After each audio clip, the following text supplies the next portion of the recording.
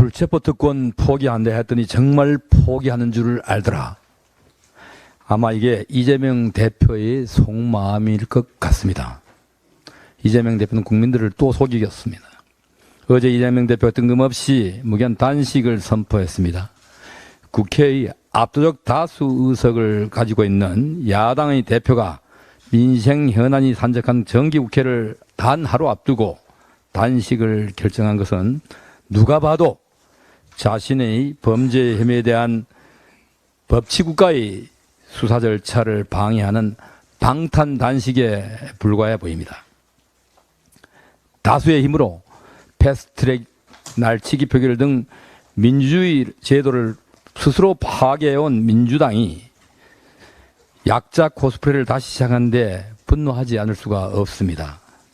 민주주의 파괴를 막아내는 마지막 수단은 방탄 단식이 아니라 이재명 대표의 사퇴일 것입니다. 이재명 대표는 곡기를 끊을 것이 아니라 정치를 그만둬야 할 사람입니다.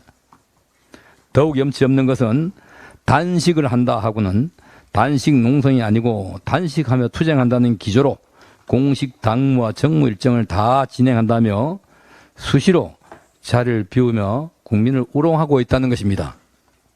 진정성 하나 보이지 않는 이재명 대표의 무늬만 단식 투쟁을 지지하는 국민은 그 어디에도 없을 것입니다.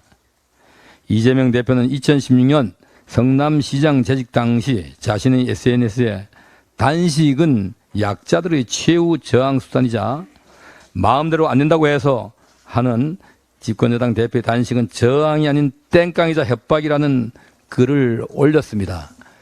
이재명 시장의 말대로라면 168석의 거대 의석수를 가진 국회의 집권 야당 대표의 단식은 땡깡이나 협박에 불과할 것입니다.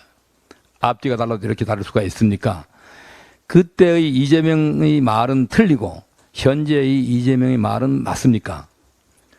후쿠시마 오염수 방류기담을 유포하고 불안을 선동하며 우리 수산업계를 벼랑 끝으로 몰아넣는 것은 바로 민주당입니다.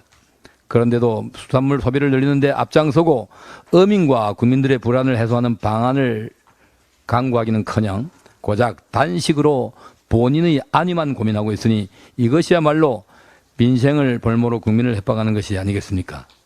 진정 민생을 일으키고 싶다면 국회 앞에 천막을 칠 것이 아니라 민생 현장에 나가 민주당의 괴담 정치로 피해를 입고 고통받는 국민들의 목소리부터 귀담아 들어주십시오.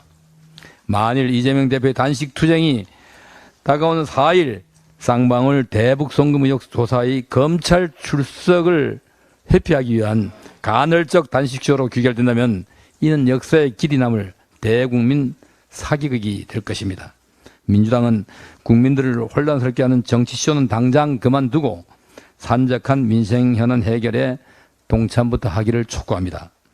의미도 없고 가치도 없는 단식은 이재명 대표의 정치 수명만 단축시킬 것입니다. 민주당을 향한 국민들의 냉엄한 심판만 앞당길 뿐일 것입니다. 이상입니다.